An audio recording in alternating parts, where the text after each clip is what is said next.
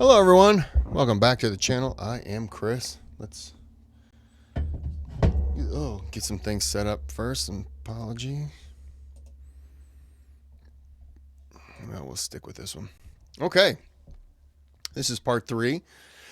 This is from History Rebels, American Revolution, the Invasion of Canada, and the Battle of Quebec, 1775 to 76. Before we get started, you can click that thumbs up for me. It's free, helps me out. You can subscribe to the channel. It's free, helps me out. You can donate to the channel. That's not free. But if you do donate and you request a video, then your name gets sponsoring in that video. It's my thank you for it. Okay? Before we get any further along, I've finished everything, I think. I have some rice, so I'm going to be snacking on that. But until you see me do that, let's get into the video. In 1775, British authority is slowly collapsing across the 13 colonies. But it's in New England where the revolution has truly taken hold. The northeastern colonies have become the centre of the rebellion against the British Parliament's attempts to dominate the colonies, and rebels have won control of the militias, courts, the press, and assemblies. While the British Army is besieged in Boston, Congress and the Continental Army know that reinforcements from Europe will strike against them the following year, in 1776. Benedict Arnold, a recently appointed colonel in the Continental Army, has become a leading voice of the dangers posed by British control of the St. Lawrence River and the province of... Sorry, because I'm eating, all the dogs flock around my feet and I can't move. Quebec. He argues that if New York is seized, British armies could march from the north and the south to cut off New England and strangle the rebellion from both land and sea. Many also hope that their Canadian cousins will join them in rising against the British, and that Quebec will become the 14th colony to rebel. Congress invites Quebec to join the Continental Congress, but this is ignored and their calls to arms fall on deaf ears. French Canadians make up the majority in the province, and it's hoped they would have no love for the British authorities, who only recently incorporated Quebec into the Empire in 1763. Although French Canadians may not be loyal to their new king, they equally do not trust the colonial Protestants, and for the most part, believe that their rights are safer in British rather than American hands. Congress has another reason to remove the British presence from Quebec. Agents of the Crown have begun mobilizing support among the Iroquois Confederacy, which constitutes the Six Nations of the Mohawk, the Oneida, Onondaga, Cayuga, Seneca, and the Tuscarora. In July, some 1,600 Mohawks are rallied for a raid into New England to keep the Continental forces on the defensive and out of Canada. But the British governor of Quebec, Guy Carleton, sends the Indians home out of fear that their presence will tip local opinion decisively in favour of the revolution. Fears in Congress of widespread Indian support for the British are wrong, and in 1775, the majority of the Iroquois Confederacy leans towards neutrality in what they see as a family affair, heeding Continental pleas to bury the hatchet deep. Governor Carleton does, however, maintain active support from some tribes, the Mohawks in particular, who provide supplies, harass Continental forces, and keep an eye on enemy movements. Governor Carleton has just 800 regulars to defend Quebec province, and he seeks to actively recruit local militia with limited success. Carleton also refortifies Fort St. John's, which guards entry to the province on the Richelieu River, and will act as the main line of defence against an invasion. By June, Congress has been convinced to invade Canada, and Major General Philip Schuyler is ordered north on an expedition to liberate or conquer. At the same time, Benedict Arnold convinces the newly named Commander-in-Chief of the Continental Army, George Washington, to send him on a second expedition from Maine. I always thought this was the stupidest part of the American Revolution, the invasion of Canada. Like, the British are here. They're at Boston. Yes, I understand you want to stop the Six Nations. You want to stop the British in Canada. I get that. I understand. But why don't we get them out of our country before we start worrying about another country? I just felt like this was just such a waste, and it didn't work. Following the swift capture of Fort Ticonderoga earlier in the year, Arnold confidently believes that after just 20 days, his forces will be demanding the surrender of Carleton in Quebec City. In August, the invasion of Canada begins as General Richard Montgomery, Schuyler's second in command, moves 1,200 men up the Richelieu River. Before Quebec City, they must first take Montreal and its surrounding forts. Carleton conducts a passive defence and does not actively use his Canadian militia and native allies to support the besieged fort at St. John's, with its 700 regulars and militia trapped inside. By early November, without relief or supplies, the British garrison surrenders, and as news reaches Montreal, Loyalist militias evaporate. The remaining British forces are captured as they attempt to withdraw. Carleton slips away, dressed as a common man, making his way, alone and defeated, to Quebec City. The Americans have successfully defeated the bulk of the British army in the province, but their liberation of Montreal will soon prove unpopular with the locals. Catholic churches are arbitrarily shut down, and taxes are imposed without representation in Congress, an irony not lost on the Canadians. I was just about to say, how can you impose that on somebody and then be mad that it's also being imposed on you? It was just so... I'm getting angry. Combined with anti-French and anti-Catholic sentiment in the American ranks, popular support for the cause soon begins to waver. While Montgomery advances in Montreal, Benedict Arnold has been facing his own battle against the elements. By September, he has gathered some 1,100 men, including many frontiersmen from Virginia and Pennsylvania, and provisions for a journey of 180 miles. But his maps are wrong, and their march through the wilderness of Maine to Quebec City is in fact closer to 350 miles. Arnold's expedition starts well and with high spirits. His men cut across the dense and inhospitable landscape, fishing for food and carrying their boats where the rivers become too rough or shallow to pass. But heavy rains lead to dysentery, which is soon followed by snow, and the route starts to take its toll on Arnold's small army. The increasingly desperate men heroically push on, despite the lack of winter clothing, shelter, and even shoes. Some men are forced to eat leather, or in one instance an officer's dog, while others vote to abandon the expedition altogether. By the time they reach the outskirts of Quebec City in mid-November, the elements have thrown everything they can at the army, and nothing now stands in the way of Arnold's men and the siege they desperately crave.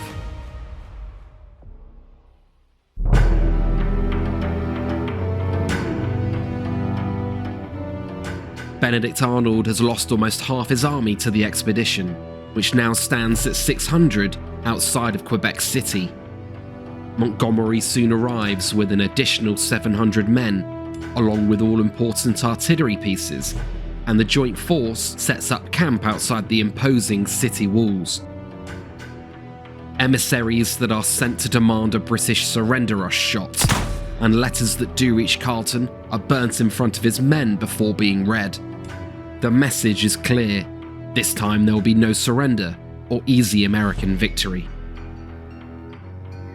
The British forces are led by the recently arrived Carleton, and the battle-hardened Highlander, Alan MacLean, who had once fought against the Crown in the Scottish Jacobite Rebellion 30 years earlier. Carleton and MacLean are confident in their defences. The walls of Quebec are strong, and they've marshalled an assortment of 1,800 troops, including local militia, Scottish Highland emigrants, a handful of Marines, and large numbers of sailors drawn from ships in the harbour. Although Arnold remains confident of victory, the army has suffered. They are short on provisions, including ammunition, and many of their muskets have become unusable from the march. To make matters worse, a large number of soldiers' enlistments end on the 31st of December, and they will soon return home. Despite the challenges, the men of the Continental Army doggedly set up artillery batteries and begin the siege of Quebec. In a speech on Christmas Day, Montgomery announces that they will soon assault the city. He plans to envelop the weaker British defences in the lower town and then scale the walls to force a British surrender. They wait until December 30th for a storm to cover their movements, and Montgomery gives the order to attack.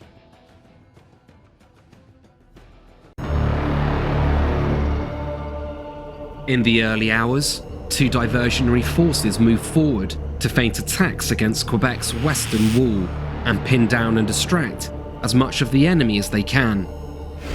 Some of the men have written on their clothing, "Liberty or death." As they advance, the storm turns into a blizzard, dampening musket powder and making communication almost impossible. Arnold leads his men north, while Montgomery moves south around the main wall. They are soon spotted by sentries. Church bells ominously start to ring, and loyalist militia arm themselves. Sensing that time is of the essence, while the bulk of the Continental force breaks down wooden palisades, Montgomery takes the initiative and moves with an advance party of 50 men through the blizzard and into the streets of the lower town. Canadian militiamen and sailors are waiting for them, barricaded inside a makeshift blockhouse bristling with cannon. Montgomery bravely unsheaths his sword and leads his men forward, charging down the street toward the Canadians. The Quebec militia open fire, and Montgomery and the men around him are struck down dead, with many more wounded. What remains of the force pulls back, including one Aaron Burr, a future Vice President of the United States. Without proper leadership, they decide that further attack is suicide, and elect instead to fall back to the Plains of Abraham.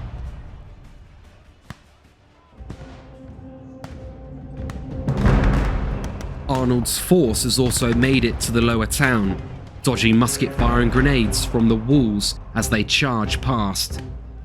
The first barricade is manned by 30 Canadians, and as Arnold prepares to charge it, he is hit in the leg by a musket ball. Against his wishes, he is carried from the field back to American lines. Daniel Morgan takes command and successfully charges the Canadians, taking them prisoner after a brief melee. They next run into a group of sailors who demand Morgan's surrender. Shooting their commander in the head, Morgan shouts, "Quebec is ours," and the sailors flee in panic. As they move further into the city, Scottish Highlanders and Canadian militia are barricaded inside houses on both sides of the street, and they open fire on the Continentals. Savage hand-to-hand combat follows, with bayonet against bayonet in the tightly packed buildings. But Morgan's men are eventually repulsed, and they begin to fall back to a corner of the city. Fighting continues, but the ragtag British forces are now squeezing the Americans into a corner, who are starting to run dangerously low on ammunition. Reinforcements that tried to reach Morgan's position are captured, finally making a breakout impossible. As day starts to break, one by one, unit by unit, the outnumbered and outgunned Continentals are slowly forced to surrender. By 10 a.m, the battle is over. British forces have suffered only minor casualties, with 19 dead and wounded in the struggle. Continental losses are far more significant, with over 500 dead, wounded, and captured, almost half the army.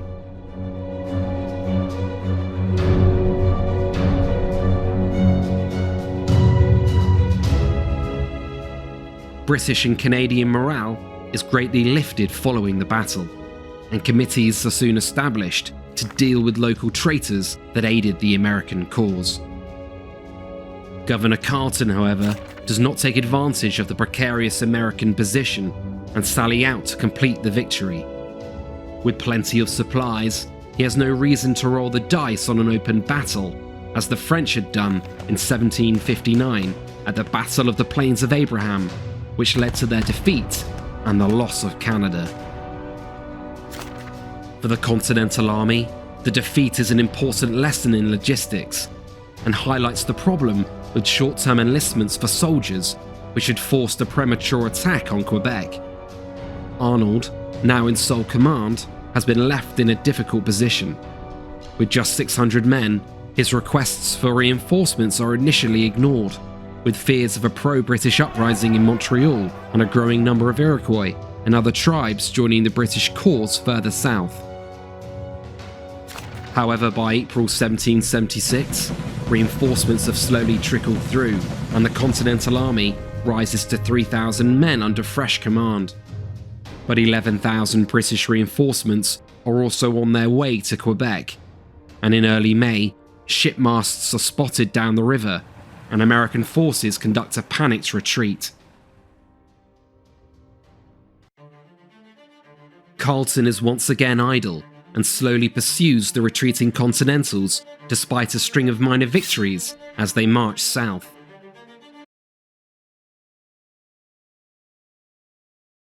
Carleton imagines that his leniency in battle will win rebels over and make post-war reoccupation easier for the British. Arnold's defences around Montreal, although doomed, are energetic, and he is successful in slowing the British advance until the start of winter. Carleton's passive advance, combined with Arnold's spirited defence, has prevented a full-scale British counterattack in the summer of 1776, which may well have changed the outcome of the war. American forces have courageously and stubbornly marched into Canada, but the unforgiving environment and the high walls of Quebec were too great a challenge, and for now, there would be no 14th colony to join the rebellion. The British Army in Canada, now under the command of General Burgoyne, will have to wait until the spring of 1777 to launch their planned counteroffensive to end the rebellion once and for all. But in the meantime, a few hundred miles east, another British force is on the move and heading for New York City and a confrontation with George Washington. A genuine thank you for watching our series. Okay. This is back when Benedict Arnold was the man. He was one of the best soldiers that we had.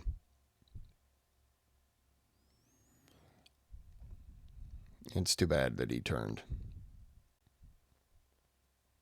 He's one of those people